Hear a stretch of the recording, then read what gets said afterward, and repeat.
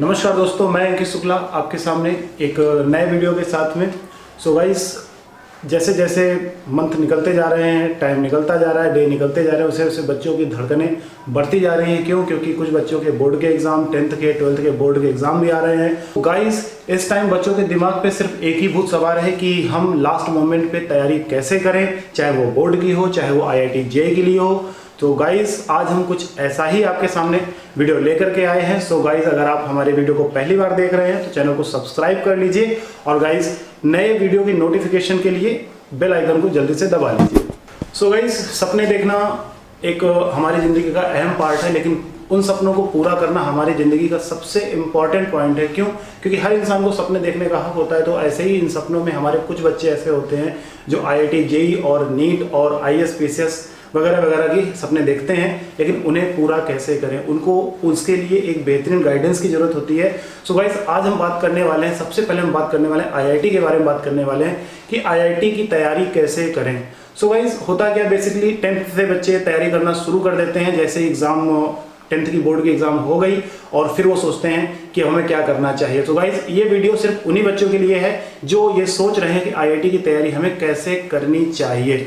So guys, basically होता क्या है कि हम भीड़ की तरफ 10th का बोर्ड का एग्जाम दिए और भीड़ की तरफ भाग लिए, क्योंकि हमारे दोस्त वहाँ पढ़ने जा रहे हैं, हम भाग लिए, इधर उधर भाग रहे हैं। और अचानक से क्या होता है कि हम थकने के बाद, हम आधे दूर जाने के बाद हमें पता चलता है कि हम कितनी बड़ी गलती कर चुके हैं। सो गाइस, मैं आपको सबसे पहले इंपॉर्टेंट पॉइंट बताना चाहता हूं कि आप 10th के बोर्ड को एग्जाम को बहुत ही अच्छे से दे लीजिए। क्यों? क्योंकि अगर आपके अच्छे परसेंटेज अगर आते हैं तो बेसिकली हमारे दिमाग में एक पॉजिटिव एटीट्यूड आ जाता है कि अब हम कुछ आगे कर सकते हैं। सो भाई, इसी क्रम में एक सबसे इंपॉर्टेंट बात है कि IIT के लिए क्या हमें एक बेहतरीन इंस्टीट्यूट की जरूरत है। तो इसके लिए मैं आपसे यही कहना चाहूंगा कि जी हाँ, IIT के लिए हमारे पास एक बेहतरीन प्लेटफॉर्म होना चाहिए, एक बेहतरीन इंस्टीट्यूट होना चाहिए, एक बेहतरीन टीचर होनी चाहिए और उन टीचर्स की एक बेहतरीन टीम होनी चाहिए। क्यों? क्योंकि फिजिक्स, केमिस्ट्री, मैथ ये 3 सब्जेक्ट हैं जो हमारे IIT क्वालिफाई करने के लिए सबसे इंपॉर्टेंट सब्जेक्ट्स रखते हैं। सबसे इंपॉर्टेंट हमारे पास यही होता है कि हमारे पास जो इंस्टीट्यूट होना चाहिए, जिस छत के नीचे हम तीनों सब्जेक्ट की पढ़ाई कर रहे हैं, तो वहां पर हमारे लिए फेवरेबल जो हमारे पास इवेंट्स होते हैं वो हमारे फेवर में होने चाहिए। सो गाइस, इसी क्रम में जो दूसरा पॉइंट सबसे इंपॉर्टेंट आता है वो ये पॉइंट है, कई लोगों के मन में सवाल होता है कि हमें IIT क्यों जरूरी होती है इंजीनियरिंग करने के लिए। सो गाइस, मैं उन सभी से एक क्वेश्चन करना चाहता हूं सबसे पहले कि हमें डेली वही खाना खाते तो हमें एक अच्छे खाने की जरूरत क्यों पड़ती है। सो गाइस, ये एक इंपॉर्टेंट बात है कि हमें इंजीनियरिंग करने के लिए IIT ही क्यों जरूरत होती है। देखिए गाइस, हर साल IIT करने के लिए 12 से 13 लाख बच्चे एग्जाम देते हैं और उस एग्जाम में लगभग 10 से 11 हज़ार एडवांस क्वालिफाई करते हैं और उनके बाद उनको IIT में उनको एडमिशन्स मिलते हैं। और बाकी क्या करते हैं? सो गाइस, बाकी प्राइवेट कॉलेजेस, NIITs या हर स्टेट वाइज में CET, UPTU इस तरीके के जो छोटे मोटे एग्जाम्स होते हैं उनको लेकर के वो एग्जाम देते हैं और उसमें जाकर के एक प्लेसमेंट मिलती है उन्हें, जो कि एडमिशन्स मिल जाते हैं और उस पर जाकर के वो इंजीनियरिंग करते हैं। और होता क्या है कि उनकी इंजीनियरिंग जो होती है वो जो जिस तरीके का एक एटीट्यूड रहता है, IIT का क्रेज रहता है, वो उनको जैसा माहौल नहीं मिल पाता है। और दूसरी सबसे इंपॉर्टेंट बात यह है कि IIT से अगर हम एक इंजीनियरिंग डिग्री ले रहे हैं तो हमारा जो सबसे इंपॉर्टेंट जिसके लिए हम IIT की हुई है वो हमारे होते हैं प्लेसमेंट, कि हमें प्लेसमेंट कैसा मिल रहा है। एक प्राइवेट सेक्टर में की हुई इंजीनियरिंग का प्लेसमेंट और एक IIT फील्ड में किया हुआ प्लेसमेंट जो होता है वो बहुत डिफरेंस होता है, दोनों में बहुत ज्यादा डिफरेंस होता है। जैसे कि लाइक दैट IIT से कोई बंदा अगर एक अच्छी ब्रांच से, एक अच्छे परसेंटाइल से, एक अच्छे रेपुटेशन से क्वालिफाई करता है, पूरे 4 साल मन लगा के 8 सेमेस्टर पूरे कंप्लीट करता है, तो एक उसे अच्छा प्लेसमेंट मिलता है लगभग 1 करोड़ के आसपास। लेकिन इसी जगह पे प्राइवेट कॉलेज की बात की जाए तो ऐसा नहीं कि सारे प्राइवेट कॉलेज बुरे हैं, सारे प्राइवेट कॉलेज बुरे नहीं हैं, कुछ अच्छे भी हैं, लेकिन उनकी प्लेसमेंट की मैं बात कर रहा हूं। तो प्लेसमेंट में हमें ये होता है कि हम कभी कभी जैसा हम मन मुताबिक प्लेसमेंट चाहते हैं वैसा प्लेसमेंट हमें नहीं मिल पाता है। इस कारण हम काफी नेगेटिव पॉइंट हमारे दिमाग में आ जाते हैं कि हम ऐसा कर पाएंगे कि या नहीं कर पाएंगे। और दूसरी इंपॉर्टेंट पॉइंट ये होती है कि IIT से अगर आप सपने देखते हो कि आप रिसर्च में जाना चाहते हो, आप साइंटिस्ट बनना चाहते हो, तो क्या होता है IIT से हमारे पास है तो उसकी जो प्रायोरिटी है वो हमें सबसे पहले मिलती है कि हाँ, ये बंदा IIT से क्वालिफाइड है, IIT दिल्ली से है, IIT चेन्नई से है या IIT कानपुर से है। तो क्या होता है, उसको प्रायोरिटी पहले मिल जाती है कि उसे नासा में, इसरो में चांसेस साइंटिस्ट के लिए या रिसर्च के लिए कुछ अच्छे पॉइंट्स हमें गेन करने होते हैं जो हमें एक IIT के अंदर ही मिलते हैं। सो गाइस, हमारे पास एक सबसे अहम मुद्दा ये होता है कि हम अपना टाइम मैनेजमेंट कैसे करें IIT JEE की प्रिपरेशन करते हैं टाइम पे। क्यों? क्योंकि हमारे पास लगभग 5 से 6 सब्जेक्ट्स होते हैं और हमें उन सब पे ध्यान देना होता है। क्यों? क्योंकि आईआईटी 75% बोर्ड में मांगती है।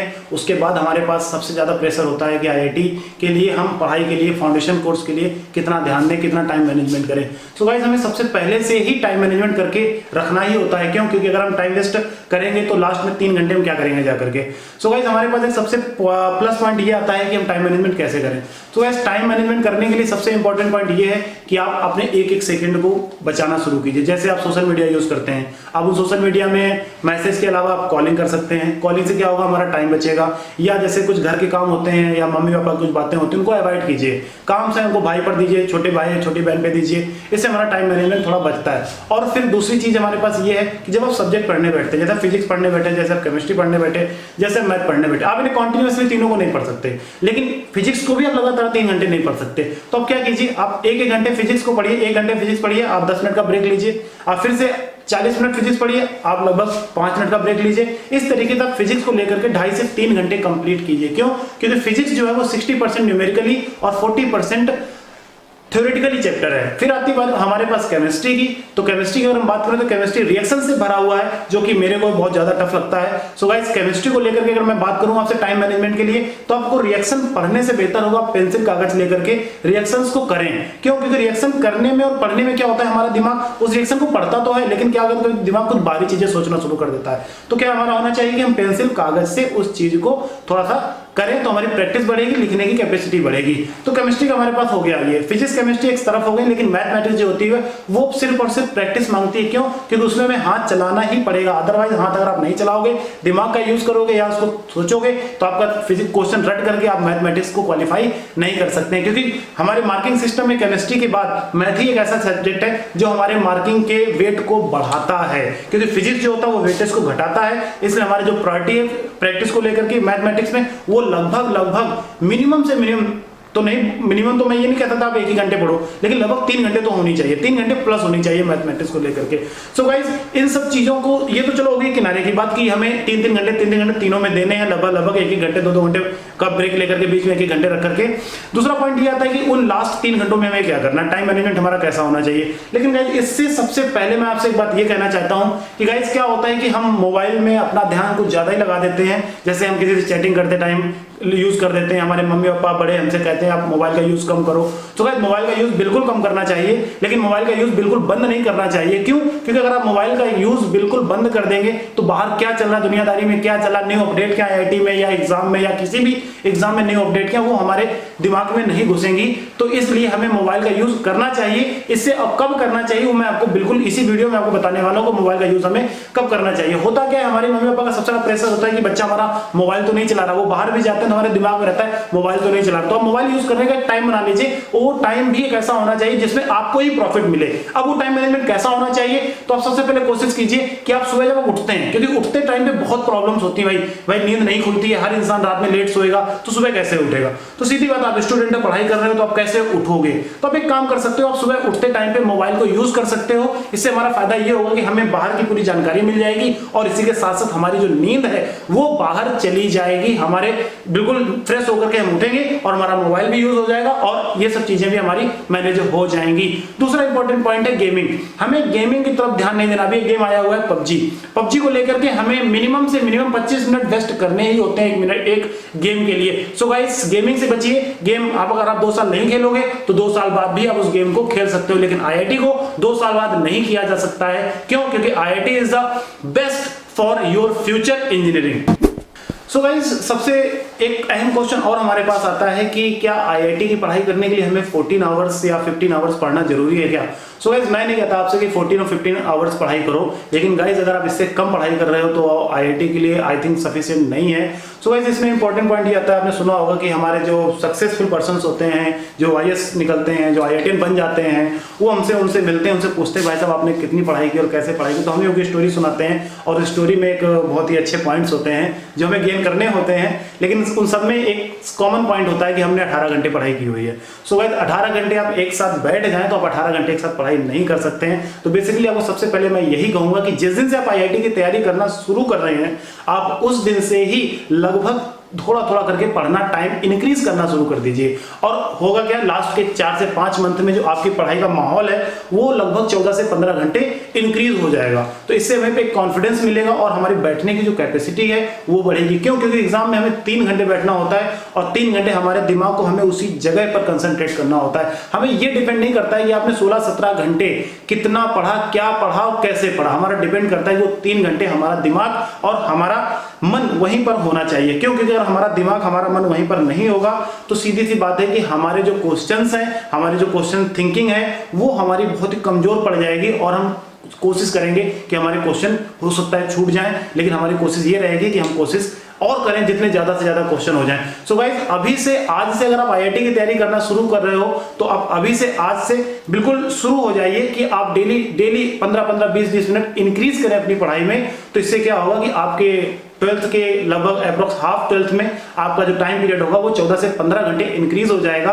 और सबसे इंपॉर्टेंट बात यह है कि उन 14 से 15 घंटे में हमारा जो मेडिटेशन है पढ़ाई के प्रति वो मजबूत हो जाएगा, जिसका फायदा हमें लास्ट के 3 आवर से मिलेगा जाकर के। कहते हैं ना कि आपने पूरी जिंदगी या पूरे पार्ट में 2 साल की 3 साल की पढ़ाई आईआईटी में आपने क्या किया डिपेंड नहीं करता, डिपेंड करता है कि आप उन 3 घंटे में क्या करने वाले हो। विराट कोहली, महेंद्र सिंह धोनी ये पूरे टाइम प्रैक्टिस करते हैं, लेकिन कभी कभी क्या होता है कि डक पे आउट हो जाते हैं। तो इसका मतलब ये नहीं कि उन्होंने प्रैक्टिस अच्छे से नहीं की।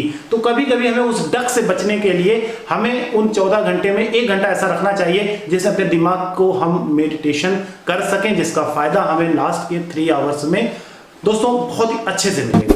सो गाइस, आज के लिए इतना ही। कैसा लगा वीडियो हमें कमेंट करके बताएं और हाँ, वीडियो को लाइक जरूर करें। और गाइस, एक सबसे इंपॉर्टेंट बात है कि अगर आपके आसपास कोई आईआईटी की तैयारी कर रहा है सो गाइस आप इस वीडियो को उसको शेयर करें, शायद उसके मन में जो नेगेटिव पॉइंट्स हैं वो दूर हो सके। सो गाइस, मिलते हैं नेक्स्ट वीडियो के साथ में जल्दी।